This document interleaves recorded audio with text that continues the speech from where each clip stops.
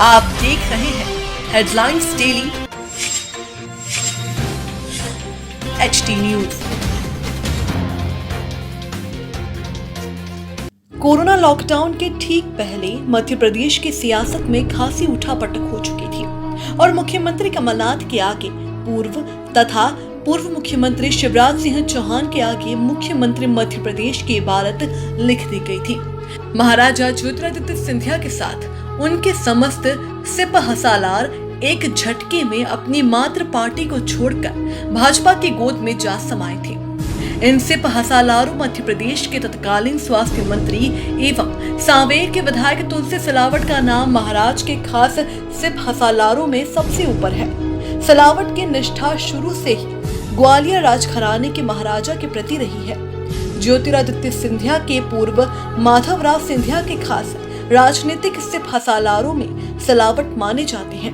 क्योंकि सिलावट सांवेर विधानसभा से इस्तीफा देने के बाद भाजपा में शामिल हुए, अतः यहाँ पर 23 अन्य विधानसभा सीटों पर उपचुनावों के साथ चुनाव होना तय है। ऐसे में सिलावट के सामने सांवेर के ही पूर्व कांग्रेस विधायक प्रेमचंद गुड्डू का नाम विपक्षी उम्मीदवार के रूप में सामने आ रहा है।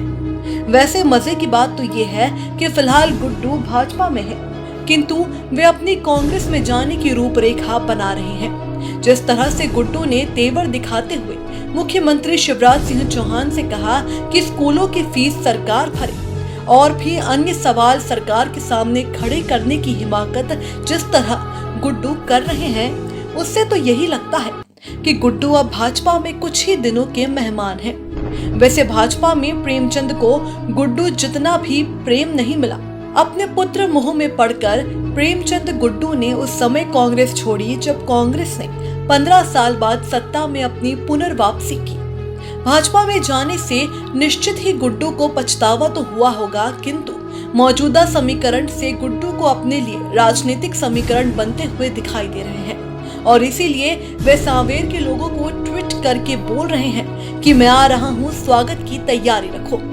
गुड्डू पूर्व में प्रकाश सोनकर को सांवेर में हराकर इतिहास रच चुके हैं। अल्प समय में ही सांवेर में विधानसभा का प्रचार करके प्रेमचंद गुड्डू चुनाव जीत चुके हैं और ऐसा ही जादू उन्होंने उज्जैन में सत्यनारायण जाटिया के सामने भी दिखाया था। इस बार कांग्रेस का मुख्य चुनावी मुद्दा दल बदलू और विभीषण के आधार पर होगा। कांग्रेस अपनी सभी पार्टी छोड़ने वाले विधायकों को गद्दार, दल बदलू और विभीषण की संज्ञा देकर चुनाव लड़ेगी।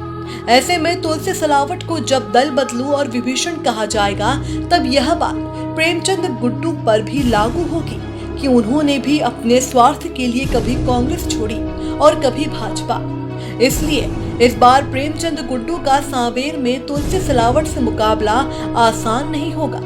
गुड्डू के कांग्रेस प्रत्याशी बनने पर दल बदलू वाला बाण दोनों ही ओर से खारिज हो जाएगा।